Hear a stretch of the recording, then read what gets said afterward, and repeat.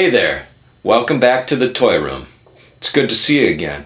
You're looking especially good today. It's a rainy day outside, but it's always sunny in the toy room. Marx. Not this Marx, but M-A-R-X, the biggest toy company there ever was. Marx was founded in 1919 by Louis Marx and his brother David, and the founding principle was to give you more toy for less money. And they made tin toys, and they have some of the most iconic toys. Of course, Rock'em Sock'em Robots, which I have a beat-up copy of that, and Johnny West and his family, and another one was the Big Wheel. I'm a little older, and I really wasn't into that, but younger kids in the neighborhood had those, and I could hear them out on the street, you know, riding their big wheels around. And apparently the Big Wheel was inducted in the Toy Hall of Fame. I didn't know there was one, and you know, what does it take for a toy to get inducted into the Toy Hall of Fame? Who knows? Marx also made play sets. All these little plastic figures, and you know, Davy Crockett and the Alamo, and Ben-Hur, Cape Canaveral, Fort Apache. That was a big one. You know, my cousins had that one, and I always thought that was neat. And the one that my brother Tom and I had, we had the deluxe set of Battleground. It might have been a rainy day in 1969, and I don't generally remember ever getting a toy when it wasn't my birthday or Christmas. But on this particular day, my mom brought down a big box from the attic, and it was the deluxe Battleground Playset. My younger brother Tom and I took it downstairs, and we started to set up the pieces. And it was decided that Tom would be the Americans and I would be the Germans when we played with the toy soldiers. And I think I liked the design of the German uniforms and the equipment. Don't get me wrong, I'm glad that the Allies won the war. At some point, Tom and I had brought some of our army men up to the lake cabin. And down by the lake, in the sand, we built a zigzagging canal that went down the slope towards the water. And intermittently throughout the canal, we built little dams that went up about half the height of the canal height, and then we would put a couple army men there at each point. And then we'd go up the slope, and we'd take a bucket of water and dump it down into the canal at the top, and it would wind its way down, and it would hit a dam, and then the dam would crumble, and the men would fall in, and they'd be swept down further, and it would hit another dam, and those men would tumble into the water, and it was very exciting and great fun. Over the years, I suppose we took the toy soldiers for granted, and they were heaped up in a V8 box under my dad's workbench in my parents' house. And when I returned from California in the early 1990s, I thought it would be kind of neat to get those toy soldiers and put them into a glass aquarium or something for display. And when I went over to the house to look for them, they were gone.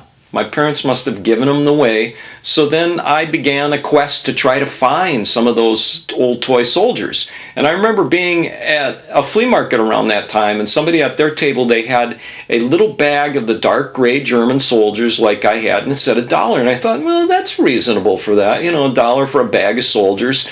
But it was $1 for each one of those tiny soldiers. I was never able to find the deluxe Battleground set like the one that Tom and I had, but years ago I was able to purchase a standard set that was probably made a few years later after the one that Tom and I had, and it's much smaller, and it has a different box in the sense that it has a photograph, and I'm not really that keen on the photography. You see, the American soldiers, they don't even look green, they look sort of brown.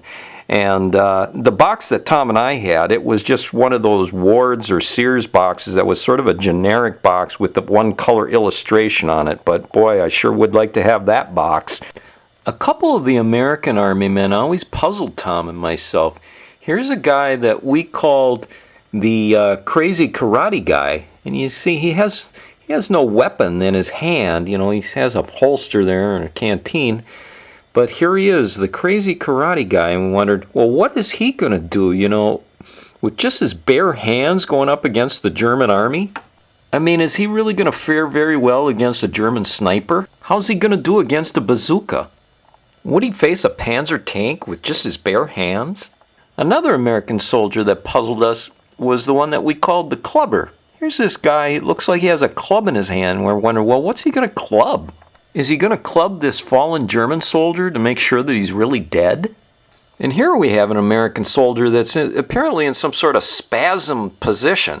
Tom and I always assumed this is the stuck on the barbed wire guy. But a few years ago I discovered the identity of two of these guys when I saw an ad on eBay for them. The crazy karate guy and the stuck on the barbed wire guy really go together as one piece. It actually goes together as a soldier carrying his wounded buddy. Here he is seen from the back. And just this past week I finally realized who the clubber really was when I started putting this video together. That's actually a mortar shell he's holding in his hand. One of the hard plastic brown pieces is a mortar, and as you can see it looks like the soldier's putting a mortar shell in there. Mystery solved. One of the great disappointments of losing the deluxe Battleground set was that it came with a couple of these Germans riding a motorcycle with a sidecar. I searched for many years on eBay to find one of these elusive figures, and it astounded me how much they were going for. And I had to pay about 50 bucks just for this tiny soldier here, and I don't even have the German sitting guy. The deluxe Battleground set also came with a couple Panzer Tanks, and that is not included in the regular set. And there were a couple German trucks also not included. But one day up at the lake cabin a few years ago, out in the boathouse when we were cleaning it out, we found there were a couple survivors from our original set. So there's the original Panzer Tank from our set.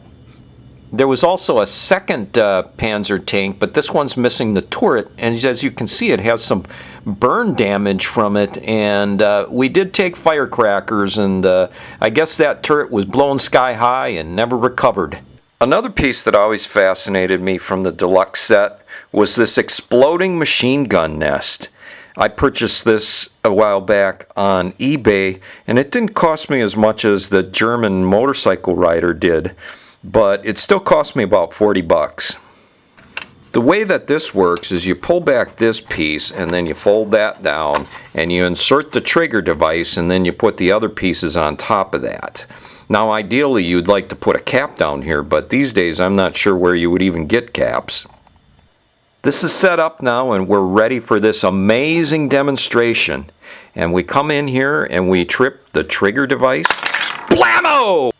Another surviving lake piece, not included in the standard set, was this gray bunker piece with a little battle damage on the left there, as you can see. It's really indispensable if you want to take shots at your army men, perhaps with a gun like this that some boomers may recall was marketed as a Star Trek gun that shot these little colored discs.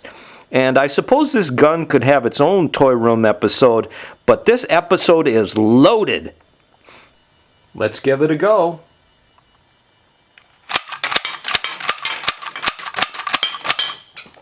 One of my favorite figures was the German captain. I would usually set him up in front of some marching soldiers. All the Marx figures have an amazing amount of detail, and here we see a German throwing a potato masher. And as I began to go around flea markets and antique shops searching for Battleground figures, I began to notice that there also was something that I didn't even know existed. And that in addition to these 54mm figures, Marx also made a variety of 6-inch figures. The 6-inch figures appeared giant in comparison, and this led me to a whole new form of collecting where I collected various 6-inch figures. Here's a couple 6-inch Americans and a couple 6-inch Germans. These appear to be Russian soldiers. Some very nicely sculpted Japanese soldiers. Draw, partner. I especially like this cowboy that's getting shot. And here's a different colored cowboy. Some Indians on the warpath. Here's a couple of the same pose in different colors.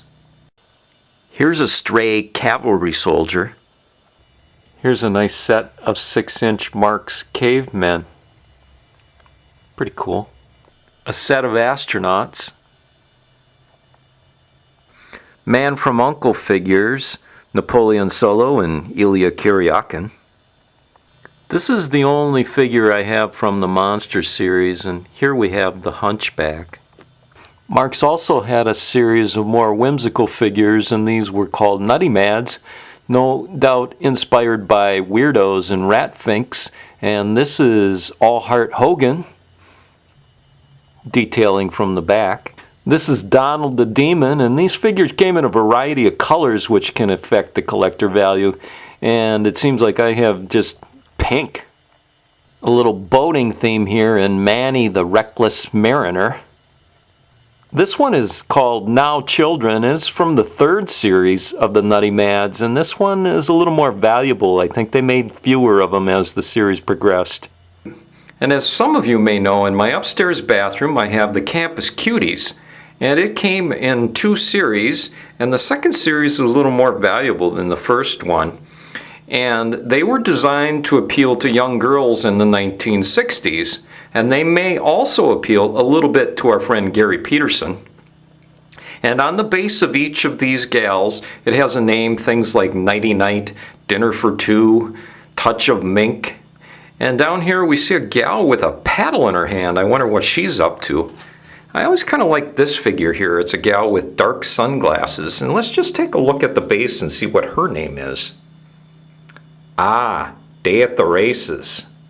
A more recent addition to my 6-inch collection are some Silver Knights that are on the top of my bookshelf in the living room, and they're kind of neat. Marx also made some 6-inch hand-painted figures, and these would have been a little more expensive back in the day. Here we have 3 Vikings. Here's an Egyptian and a Roman. And to wrap up with some odds and ends, here are some 54mm Japanese soldiers, and there's great detail on these. And they must be somewhat rare because they cost a little bit more. Some 54mm Russian soldiers, you don't see these very often. And something a little odd, some Marx 54mm Seahorse and Tuna in blue and gray.